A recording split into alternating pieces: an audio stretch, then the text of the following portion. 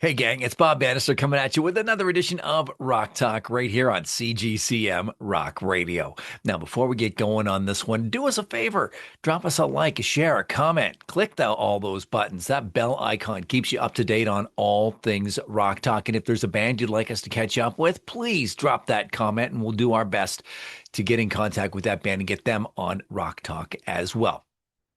So, one of the things I really love about doing Rock Talk is you connect with these great bands and you kind of file it away in that mental Rolodex that, hey, you know what? These guys are really great to talk to. Gonna connect with them again somewhere down the road. And that's the way it was with this band. The band is Escape the Hive. They're from Phoenix, Arizona. We're going to connect with Michael, and he is the lead singer of the band.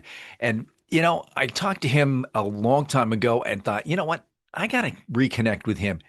Finally got the chance to. They've got a brand new album out, a brand new single out. We'll let Michael talk about that as we step inside the Rock Talk studio for another edition of Rock Talk with CGCM Rock Radio and the band Escape the Hive.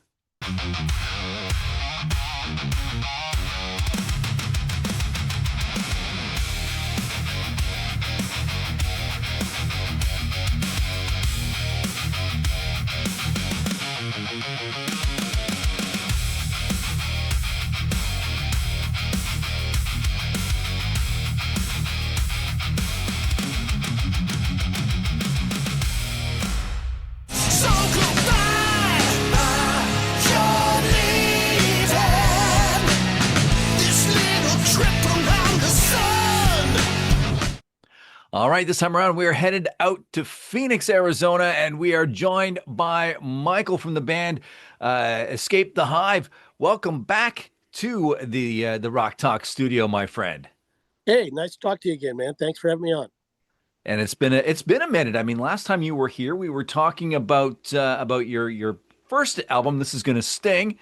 Yep. Now we're talking about your brand new album, Fight or Flight.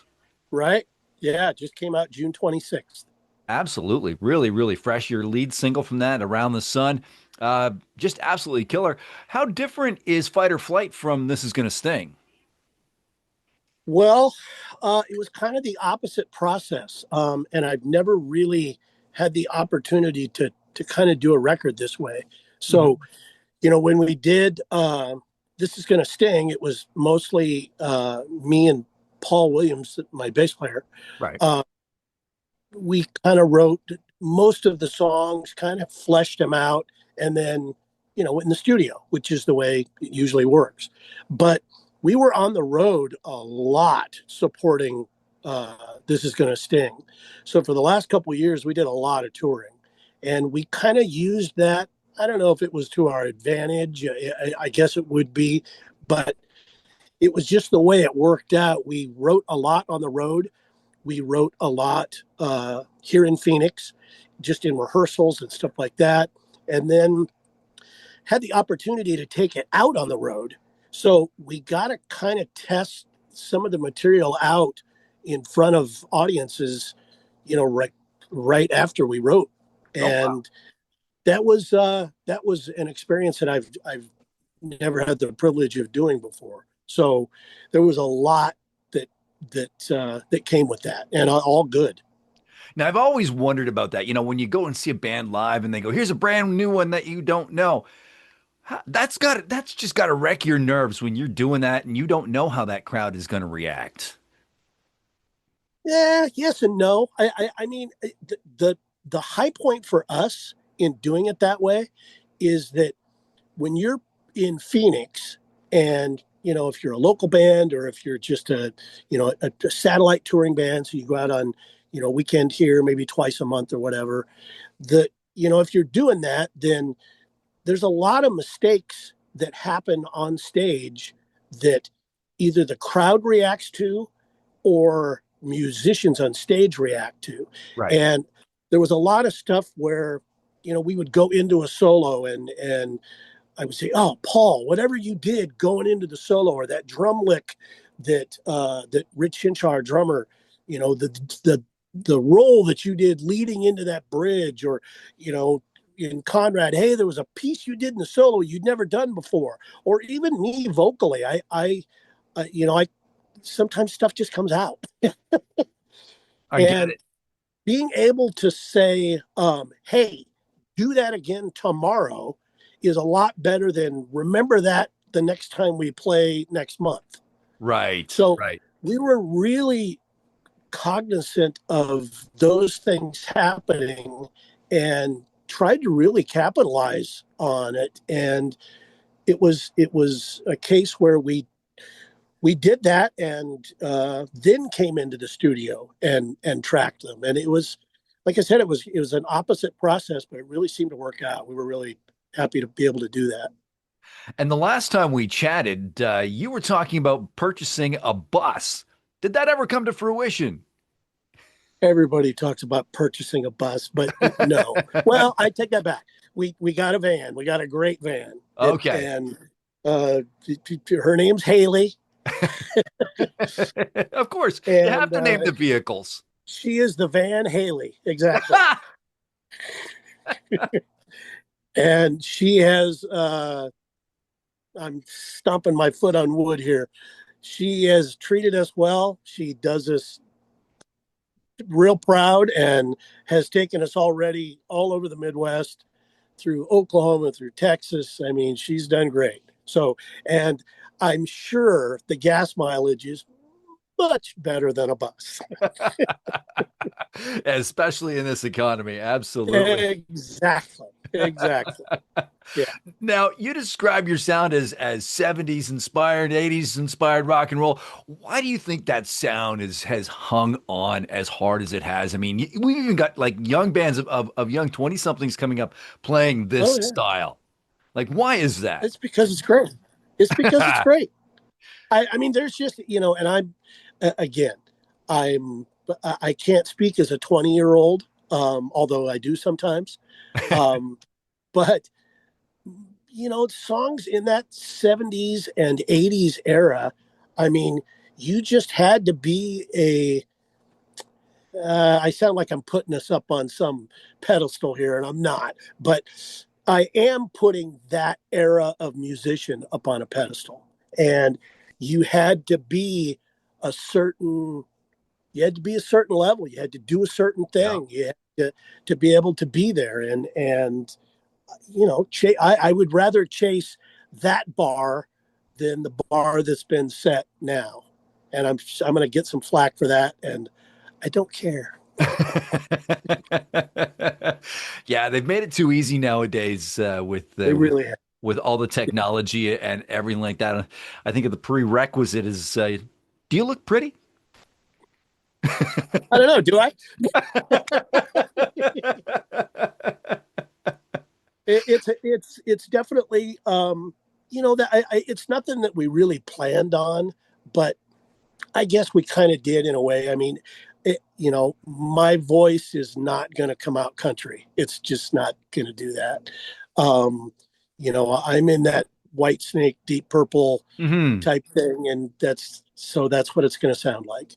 Um, and Paul brings a certain R&B element, but it's still got a rock basis.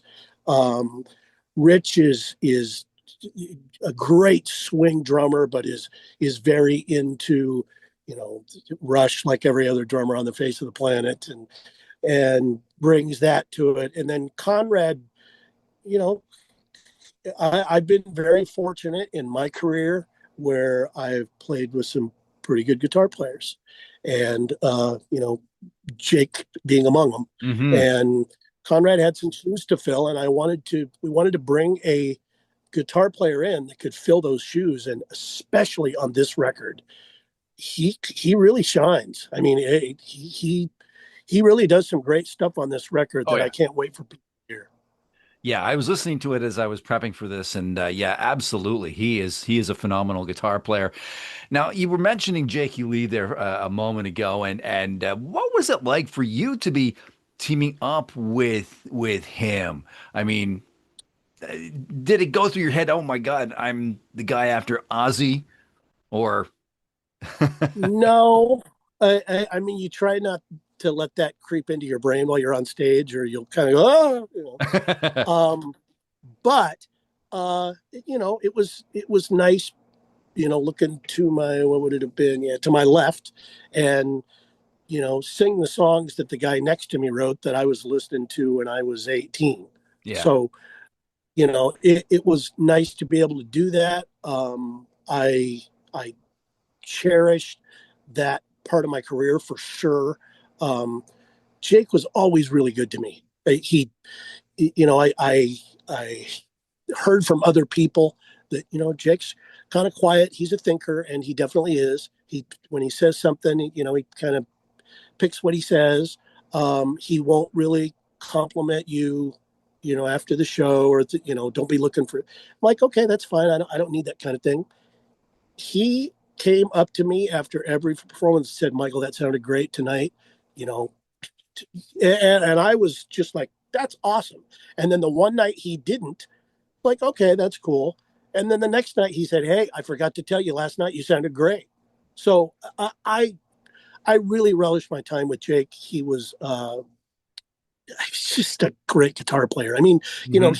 he's known who he is for a reason. And Yes. watching him, you know, 12 inches away is was a privilege. Absolutely. It would be. It would be. And let's cycle back a little bit to songwriting for this album. How you said you wrote a lot of it on the road and Yeah. whatnot. How did that really change your songwriting approach, or has it really? Well, I mean, it didn't really change the songwriting approach, but it did refine it in a different way. Hmm. Um, because again, you're not, when you're in the studio, you're bouncing it off the guys you're in the studio with and the producer, Right. uh, which happened to be me. Um, but even as a, that's kind of my day job. That's where I am at the moment, is in the studio. But Mm. I really relied on, especially Paul on that first record, to bounce stuff off of. I hopefully don't ever presume to know it all, even though I'm a singer.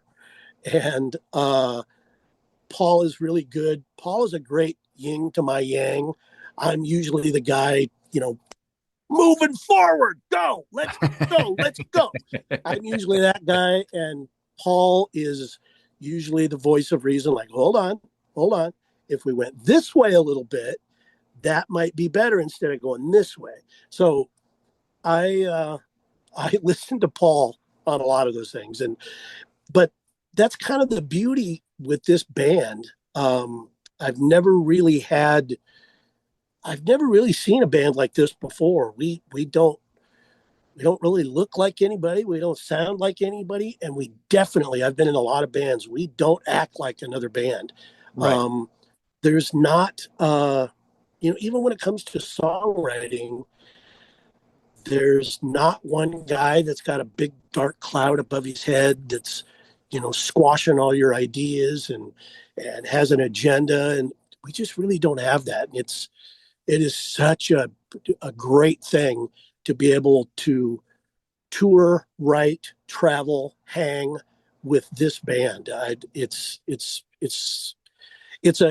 a precious thing, and we all kind of treat it that way. That's awesome. Everybody needs that creative partner. Like for me, my that's my wife. If I publish a video, she goes, "Hey, you know what? This was good. Change your camera angle a little bit, back it up a little bit. The camera's a little bit too tight, or don't That's do that. great. Don't do that style of thumbnail anymore." You know? And there's usually one guy in the band that you connect with, but Yeah. in this band, it's all four of us. I mean, Right. we rarely disagree, and when we do, it's usually settled pretty quickly and without a bunch of hoopla. Um, it just it's kind of a lightning in the bottle thing.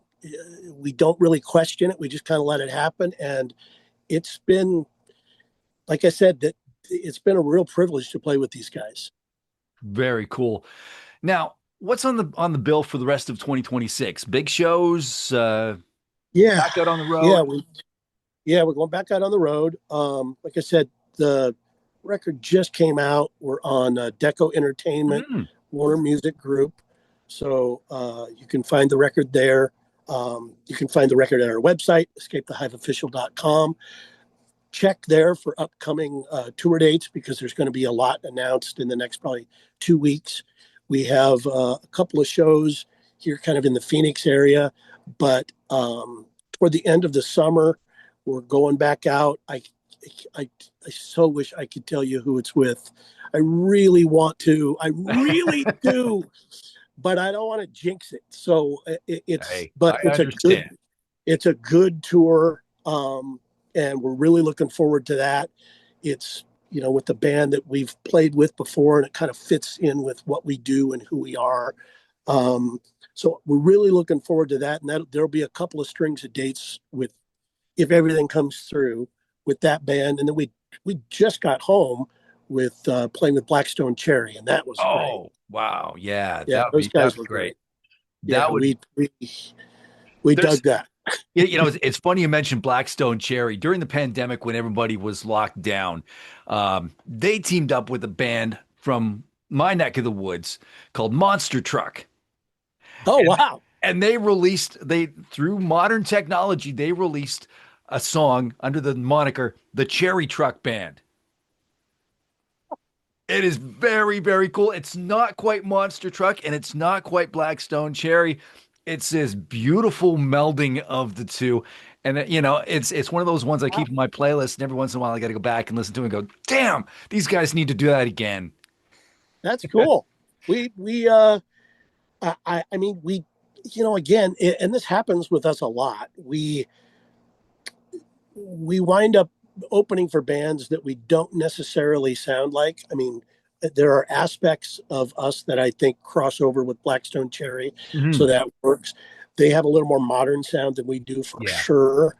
But we've played with Burning Witches, we played with Gene Loves Jezebel, and we don't match with them at all. But the bill always works. We've kind of pride ourselves on a pretty high energy show, um, and being kind of out like a sore thumb and sticking out like that, it doesn't bother us. That's kind of a good thing, not a bad thing. You develop that thick skin and just get on with the show. Yeah, I mean, a show's a show's a show. We whether we're playing in Tulsa on a Tuesday night and there's not as many people there as we would like, or someplace in the Midwest on a Friday night and there's a lot of people there. We kind of do the same show, and it's again, it comes back to the band. I tell you, and I've said this in interviews before. I get home from a tour and my jaw is sore from laughing. We are just laughing all the time. It's nonstop. And I've been in a lot of bands, and that doesn't happen very often. So, what would you say then is your most memorable Spinal Tap moment from the stage? Ooh, oh boy, that's a good one. Oh, I'll tell you. I exactly what it is. We were on tour in the Midwest. I think we were in Nebraska. Um, and I got down. There's a there's a song that we have it's on our first record called "Separate Lives," Right. and it's a little slower. So I Mhm. got down on the stage, and the stage is probably 2 feet tall, and I got down on the stage and invited people up to gather around and while I'm singing, and I'm sitting on the stage, and as I'm doing this, and then the song kicks in, and I got to be back up on stage, and I kind of realized that I don't know how I'm going to get back up there. I can't really, pull my leg up enough to get back up on stage. I don't want a roadie helping me because that looks like I'm older than I even am. So I just thought, okay, I used to do this thing when I was a kid and I was touring. I'm just going to do it. I'm just going to do it. And I sat on the stage and I kind of pushed myself back and I did a somersault and stood up and I saw I'm laughing about it even now. I saw Paul and Conrad both look at me like, what the hell? It was a Spinal Tap moment that could have gone really bad, but worked out. For a moment there, I thought you were going to say that you split your pants. I've asked that of so many people, and they've said that's their biggest thing. They've split their pants. I could have somersaulted into the drum set. I Yeah. could have. There's so many bad things that could have happened and didn't. And both of them looked at me like I grew a second head or something. And that's all we talked about on the road for I don't know how long. Yeah, Michael's going to do a somersault, clear the stage. That's cool. That's cool. So before we wrap this up, let's slide on into the this or that portion of the interview. Just some top of the head questions, nothing to do with music. All right. Okay. Steak or Have it. steak or seafood? Steak. I'm from the Midwest, man. Steak, Fries or onion rings? fries, always. Beer or wine? I'm not much of a wine guy. The right wine. My wife likes wine, so sometimes I'll have some of hers and steal a little more than I should. But it'd probably be beer. It'd probably be beer. Beach or water park? Oh, beach. Yeah, water park is just a big bathtub full of filth. Cycling or hiking? Uh, Probably hiking. When you're cycling, you don't get to look around quite as much. You're busy on what you're doing. I used to be a BMX kid growing up, so Oh, there I you like go. the cycling idea, but nah, I'd rather just walk at this point. And finally, pineapple on pizza, yes or no? No, no. I every kind of meat that you can think of, that's what goes on the pizza. There you go. There you go. We'll blame my friends from Vancouver for inventing the pineapple on pizza. That's who did it. I love you people in Canada. I can't wait to get up and see you there again, hopefully on tour, but no on the pineapple. No. You hear No. that, you West Coast hippies? Yeah, that's just I don't know how you guys went so wrong with that, but that really went the wrong way. All right, Michael from Escape the Hive. Take a few extra moments and shamelessly self-promote. Uh, our new album is out right now. It's Fight or Flight. It's on all the streaming services that you can possibly adhere to. So listen to the record on the one that you choose. And then after you've heard it on streaming, please go to the website, go to Deco Entertainment, go to escapethehiveofficial.com and buy it on CD. They're on there now. I'll ship it here. We'll get it shipped out next week. If you want to pre-order the vinyl, you can do that. We also have USB. So Ooh, there's little USB sticks. And if you do that, you get both records for the same price. So that's there's my very plug. There you go. Very cool. And hey, guys, don't forget, click that like, that share, that subscribe. Support Escape the Hive. Support CGCM Rock Radio. And Absolutely. support local music everywhere. Yes. Thank you again, Michael, for joining us on this edition of Rock Talk. And thank you. And we'll catch you again next time for another edition with CGCM Rock Radio. Thanks.